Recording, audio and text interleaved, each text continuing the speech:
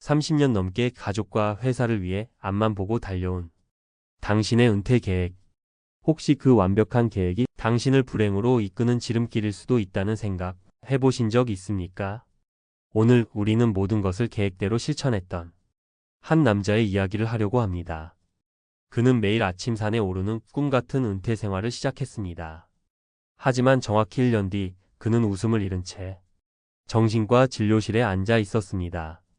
의사 앞에는 중증 우울증이라는 진단서가 놓여 있었죠. 32년간 대기업 부장으로 쉴 틈 없이 일했던 61세 박영수 씨.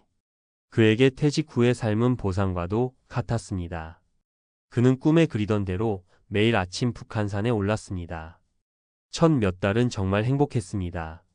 맑은 공기와 땀방울, 정상에서 내려다보는 서울의 풍경은 그간의 스트레스를 모두 씻어주는 듯 했습니다. 하지만 6개월이 지나자 상쾌했던 산행은 점차 시간을 때우기 위한 의무처럼 느껴지기 시작했습니다. 정상에 올라도 성취감 대신 텅 빈 공허함이 밀려왔고 하산 후 맞이해야 할 기나긴 오후와 저녁이 두려워졌습니다. 그는 아내와 더 많은 시간을 보내려 애썼습니다. 하지만 아내는 친구들과의 약속이나 자신만의 활동을 더 편안해하는 눈치였습니다. 함께 거실에 있어도 대화는 겉돌았고 저녁 식탁의 침묵은 어떤 다툼보다도 무겁게 느껴졌습니다. 최근 한 언론에서 언급된 은퇴 남편 증후군 이라는 단어가 마치 자신의 이야기처럼 들렸습니다. 세상과 완전히 단절된 섬이 된 기분. 이제 나는 아무도 찾지 않는 사람, 쓸모없는 사람이구나. 밤마다 이런 생각들이 그를 괴롭혔고 결국 그는 단순한 무기력증이 아닌 전문가의 도움이 필요한 깊은 우울의 늪에 빠지고 말았습니다. 박영수 씨의 이야기는 결코 특별한 사례가 아닙니다. 그렇다면 왜 성실하게 살아온 멀쩡한 사람들이 퇴직 후 이렇게 쉽게 무너지는 걸까요? 그 원인은 돈이 아니라 세 가지를 잃어버렸기 때문입니다. 첫 번째는 정체성의 실종입니다. 박 씨의 문제는 나약함이 아니었습니다. 지난 32년간 그의 이름은 그냥 박영수가 아니었습니다. 땡땡 기업 박 부장이라는 사회가 인정해주는 명함이 그의 이름 앞에 붙어 있었습니다. 퇴직은 그 명함이 사라지는 순간입니다. 나는 누구인가? 라는 질문 앞에 우리는 아무런 갑옷 없이 서게 되는 것입니다. 매일 산에 오르는 등산객 박영수는 박 부장의 빈자리를 채워주지 못했고 그 거대한 공백이 우울의 씨앗이 된 것입니다. 두 번째는 관계의 단절입니다. 직장 동료는 단순히 일을 같이 하는 사람이 아니었습니다. 매일 점심을 먹고 커피를 마시며 시시콜콜한 이야기를 나누던 내 삶의 가장 촘촘한 사회적 관계망이었습니다. 퇴직은 그 관계망이 하룻밤 사이에 증발하는 경험입니다. 실제로 관련 통계에 따르면 50대에서 60대 남성의 우울 및 불안장애 치료 인원이 5년 사이에 16%나 급증했다고 합니다. 이는 급격한 사회적 고립이 우리 마음에 미치는 영향을 명확히 보여줍니다. 세 번째는 감정의 언어를 잃어버린 것입니다. 최근 한 은퇴한 교수가 아내에게 흉기를 휘두른 충격적인 사건이 있었습니다. 이는 극단적인 사례지만 많은 남성들이 은퇴 후 느끼는 상실감과 공허함을 슬픔으로 표현하는 대신 짜증이나 분노, 아내에 대한 통제 욕구로 표출하는 경향을 보여줍니다. 전문가들은 이를 감정의 언어를 잃어버린 세대가 분노의 언어로 말하기 시작하는 것이라고 분석합니다. 박 씨가 아내에게 서운함을 느끼고 사소한 일에 화를 냈던 것도 사실은 나 외로워, 나 불안해 라고 말하는 서툰 방식이었던 것입니다. 자, 지금까지 우리는 박영수 씨가 빠졌던 깊은 우울의 늪을 들여다봤습니다. 어쩌면 몇몇 분들에게는 남의 이야기 같지 않게 들렸을지도 모릅니다. 하지만 여기서 멈춘다면 절망만을 이야기하는 것이겠죠. 지금부터가 진짜 중요합니다. 그 늪에서 빠져나와 새로운 길을 찾은 사람들의 이야기에 귀를 기울여 주십시오. 34년간 교직에 몸담았던 이정호 씨. 그 역시 강의가 없는 날이면 박 씨와 비슷한 무기력감에 시달렸습니다. 세상이 자신을 잊은 것 같다는 불안감이 엄습했죠. 그는 결심했습니다. 환경을 바꾸기로. 그는 강의가 없는 날이면 아침 9시 정각에 노트북을 들고 집 근처 커피 전문점으로 출근을 시작했습니다.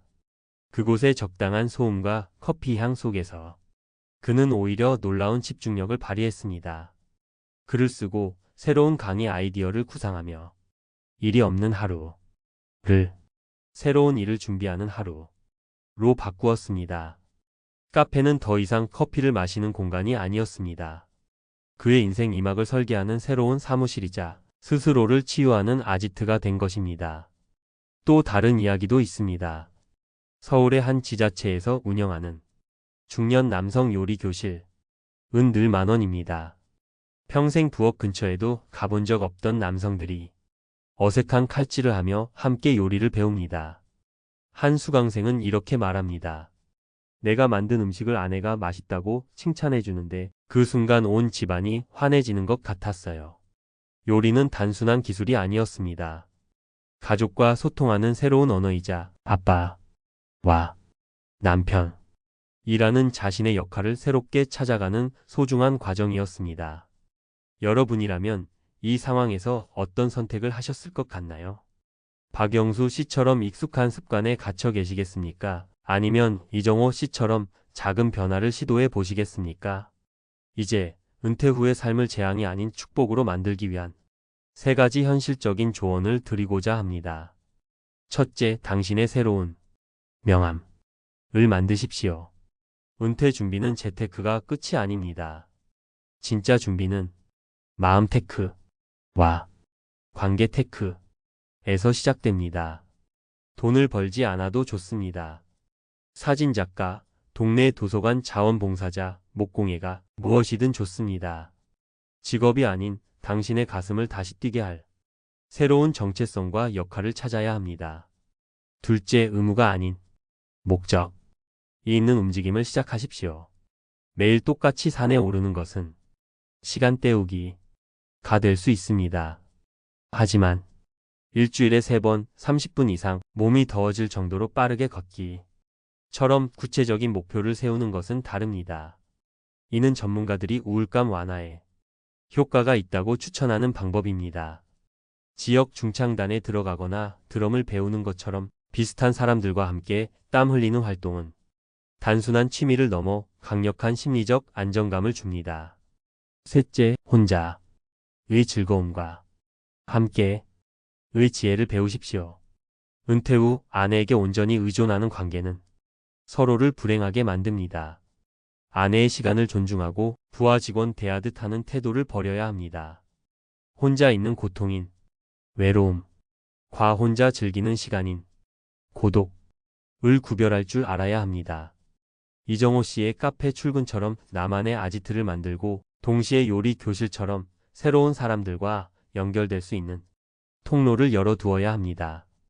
퇴직 후 찾아오는 우울감은 당신이 나약해서가 아닙니다. 수십 년간 잊고 있던 사회라는 무거운 갑옷을 벗었을 때 찾아오는 지극히 당연한 성장통입니다. 이제는 돈이 아닌 당신의 시간과 관계 그리고 새로운 역할을 중심으로 인생의 2번째 설계도를 그릴 시간입니다. 오늘 당장 당신 동네의 주민센터나 문화원 홈페이지를 한번 열어보십시오. 어쩌면 당신의 새로운 이야기는 바로 거기서 시작될지 모릅니다. 오늘 내용이 당신의 인생 2막을 준비하는데 작은 등불이 되었기를 바랍니다. 이 이야기가 더 많은 분들에게 닿을 수 있도록 구독과 좋아요로 응원해 주시면 감사하겠습니다. 또한 비슷한 고민을 하고 계신 분들이 있다면 댓글을 통해 여러분의 소중한 경험과 생각을 나눠주시길 바랍니다. 여러분의 한마디가 누군가에게는 큰 위로와 용기가 될 수 있습니다.